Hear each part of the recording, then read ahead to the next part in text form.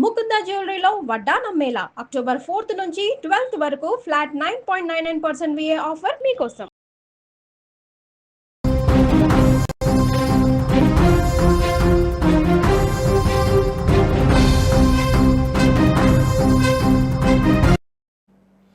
మధ్యప్రదేశ్లో సభ్య సమాజం తలదించుకునే ఘటన.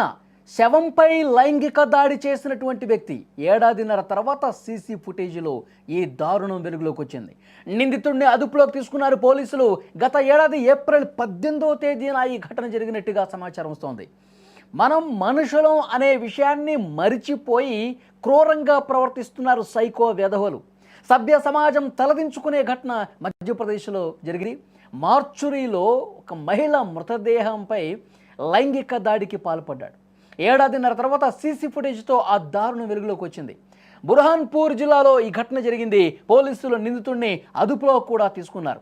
మధ్యప్రదేశ్ బుర్హాన్పూర్ జిల్లాలోని ఖక్నార్ కమ్యూనిటీ హెల్త్ సెంటర్ మార్చురీలో గత ఏడాది ఏప్రిల్ 18వ తేదీన పోస్ట్ మార్టం కోసం ఒక మహిళ మృతదేహాన్ని తీసుకొచ్చి ఉంచారు. స్ట్రెచర్పై తీసుకొచ్చినటువంటి ఆ మహిళ మృతదేహాన్ని చూసిన ఒక వ్యక్తి పక్కకు లాక్కెళ్ళి లైంగిక చర్యకు పాల్పడ్డాడు. సాయంత్రం 6:45 సమయంలో ఈ దారుణం జరిగినట్టుగా సీసీ ఫుటేజ్లో రికార్డ్ అయింది.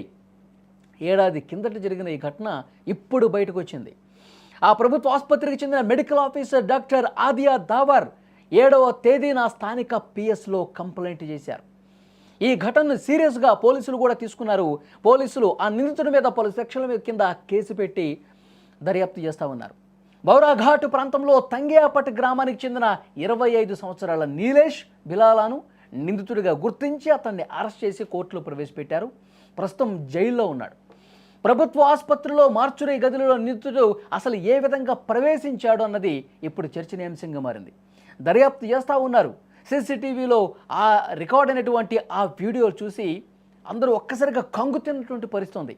ఇంత దుర్మార్గమైనటువంటి సైకో వెధవలు ఇంకా మన చుట్టూనే తిరుగుతూ ఉన్నారు. ఇలాంటి వికృత ఆలోచనలతో సైకో ఆలోచనలతో ఉన్న మనుషులు మన మధ్యనే సంచరిస్తూ ఉన్నారు. మనుషుల మధ్య వాళ్ళు ఒక జంతువుల్లాగా ప్రవర్తిస్తూ ఉన్నారు, ఒక మృగాల్లాగా ప్రవర్తిస్తూ ఉన్నారు. ఇలాంటి వెధవల్ని ఏం చేయాలా? ఇంత దుర్మార్గంగా అసలు శవాల్ని కూడా వదలట్లేదంటే అసలు వీళ్ళ ఆలోచన విధానం ఏ విధంగా ఉంది? ఇంత సైకో బిహేవియర్ చేస్తున్నటువంటి ఇలాంటి చెత్త వెధవల్ని ఏం చేయాలి? అక్కడ స్థానికులు మాట్లాడుకున్నారు. అసలు వాళ్ళని ఎందుకు అరెస్ట్ చేసే కేసులు పెట్టి లోపలేశారు? వాడిని వదలండి, బయటకు వదలండి, కుక్కను కొట్టినట్టు రోడ్ల మీద కొట్టుకుంటూ ఈడ్చుకెళ్తాం కదా అని చెప్పి మాట్లాడుతూ ఉన్నారు. రక్తం మరిగిపోతోంది. ఇలాంటి నీచమైన మనస్తత్వం కలిగిన దుర్మార్గులు, క్రూర మృగాలు మనుషుల మధ్య సంచరిస్తూ ఉన్నారు. అదే ఒంటరిగా శవం కాబట్టి, ఆ శవం కూడా ఏమీ చేయలేదు కాబట్టి ఇంత వికృతంగా వాడు ఆలోచించాడు. అదే వాడు రోడ్డు మీద రాత్రి సమయంలో పోతున్నప్పుడు ఒక మహిళ, ఒక అమ్మాయి ఒంటరిగా కనిపిస్తే ఆ అమ్మాయిని ఏం చేయకుండా వదులుతాడా? కామంతో కళ్ళు మూసుకుపోయి ఇంత దుర్మార్గంగా దారుణంగా ప్రవర్తించిన ఇలాంటి వెధవల్ని నడి రోడ్డు మీద కాల్చి చంపాలి కదా, మీరు ఎందుకు అరెస్ట్ చేశారు? పోలీసులు క్వశ్చన్ చేస్తూ ఉన్నారు. అలాంటి వెధవల్ని రోడ్డు మీదే నరికి చంపి పడేయాలి కదా. ఈ చట్టాలు గిట్టాలన్నీ కూడా పక్కన పడేసేయండి, ముందు వాడిని చంపండి అంటూ రక్తం మరుగుతున్నటువంటి అక్కడి స్థానికులు పోలీసులతో గొడవ పెట్టుకుంటున్న పరిస్థితి కనిపిస్తోంది. ఈ వీడియో చూస్తున్న ప్రతి ఒక్కరూ స్పందించండి. ఇప్పుడు ఆ సీసీ ఫుటేజ్లో అక్కడ ఉన్నటువంటి ఆఫీసర్లు, అక్కడ ఉన్నటువంటి ఆ డాక్టర్లు బయట పెట్టారు కాబట్టి ఇది బయటకు వచ్చింది. లేదంటే కాలగర్భంలో కలిసిపోయి ఉండేది కదా. ఇలాంటి వెధవలకి అసలు ఏం చేస్తే కరెక్టు? వాడికి ఎలాంటి శిక్ష వేస్తే కరెక్టు? మన మధ్యనే తిరుగుతున్న ఈ మృగాలు బతికే హక్కు అనేది ఉందా? మీరేమనుకుంటున్నారు? ఇది చూసిన తర్వాత, ఇంత దారుణమైనటువంటి వార్త విన్న తర్వాత మీకేమనిపిస్తుంది? కామెంట్ బాక్స్లో తప్పకుండా మీరు తెలియజేయండి. అలాంటి వాడికి ఎలాంటి శిక్ష కరెక్టు?